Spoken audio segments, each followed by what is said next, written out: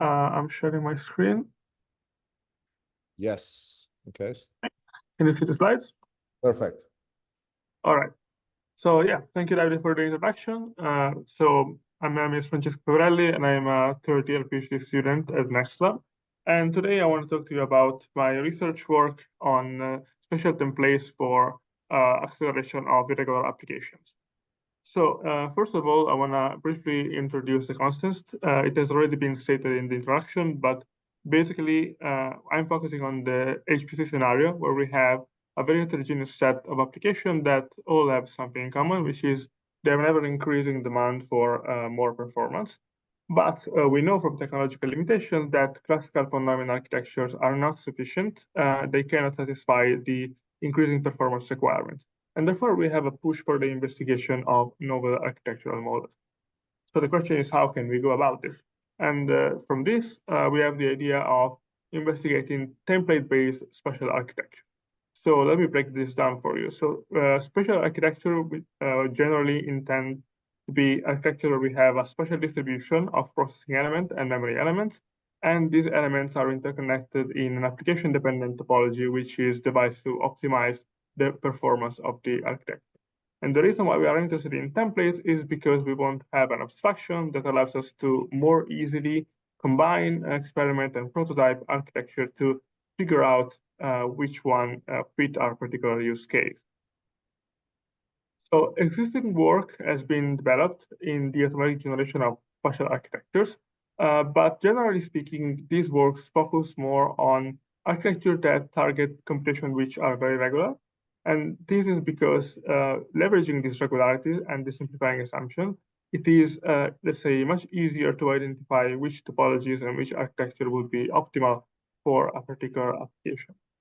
However, this is limiting in the applicability of this approach, and therefore SAT wants to be an expandable collection of building blocks for the design of templates for spatial accelerators, but that specifically focuses on irregular applications. And in doing so, we want to provide three main key functionality. So the first one, of course, is specializations, which refers to the fact that we want to be able to instantiate a component which is as specific as possible in order to extract the maximum performance from our architecture. But also we want modularity, which is intended to facilitate hardware reuse and allows us to create designs that are parametric by construction. And together with modularity, we also would like to have automation. In this context, what we mean is the automation of integration between components. So we have different specialized components that can be then easily integrated in different ways. So experimenting, for example, with different topologies in a very lightweight fashion.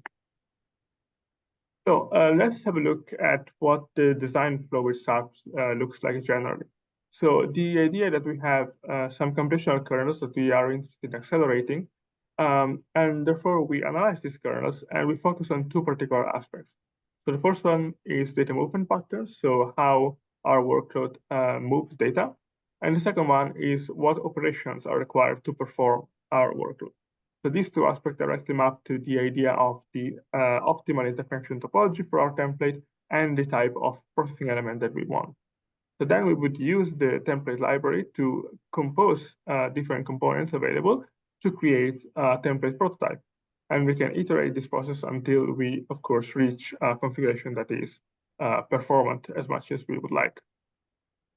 So focusing on the types of components that we have in SATL, so we can broadly have three distinct categories. So the first one is processing element, which are elements that are devised to, again, carry out the actual computation on data for our application.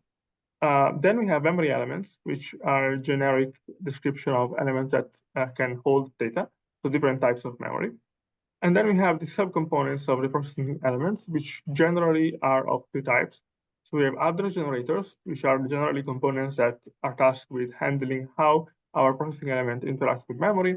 And then we have data flow engines, which are components that are designed to handle how our PA will carry out the computation.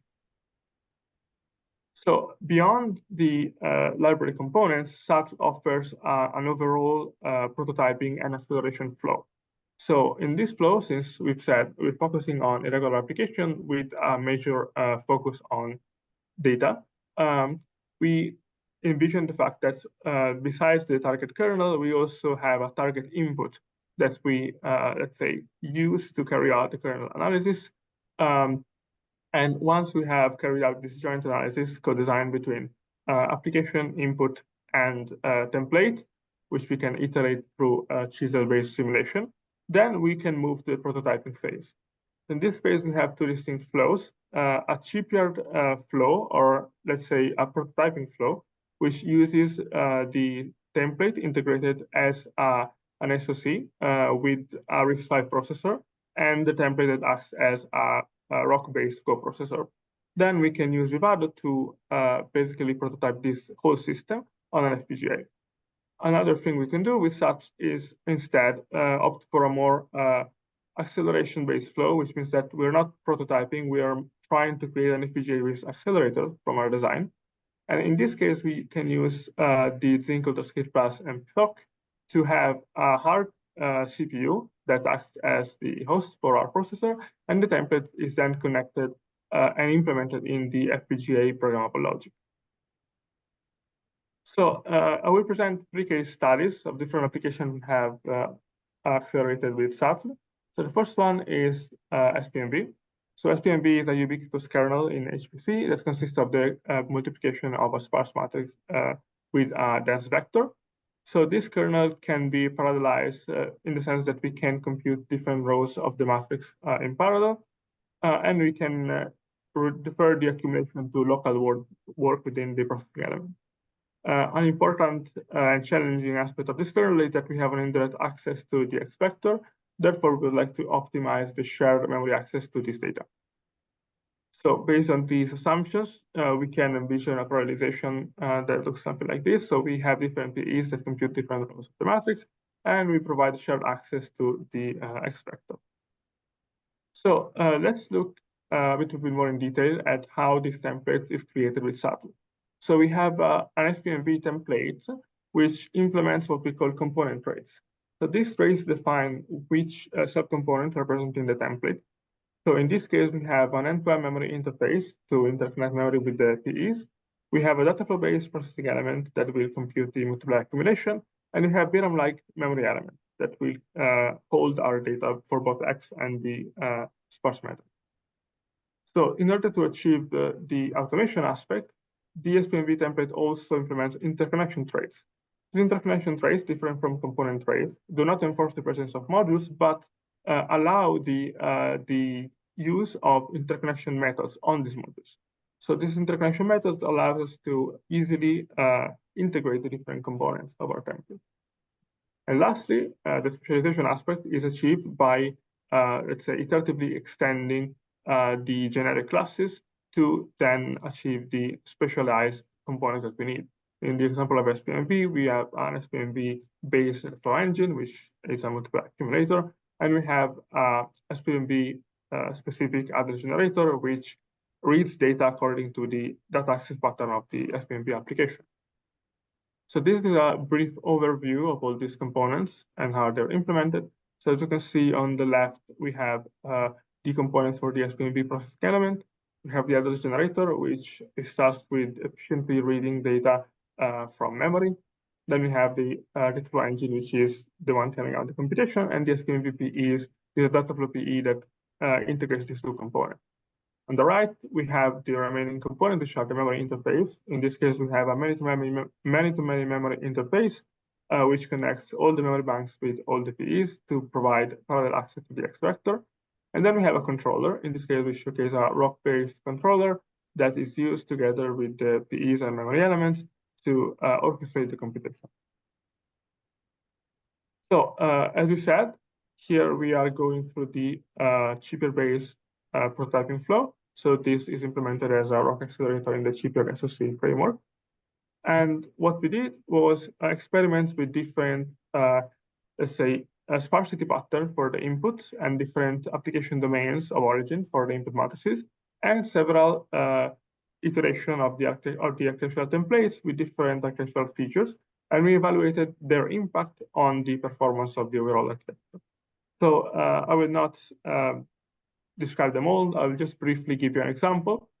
So when we carry out the SPMV computation, we can notice that although the X vector needs to have access to all the memory banks at once, or rather, the template can read from any place in the X vector, the access pattern for the sparse matrix is much more regular, and it can be, let's say, tied to the single processing elements.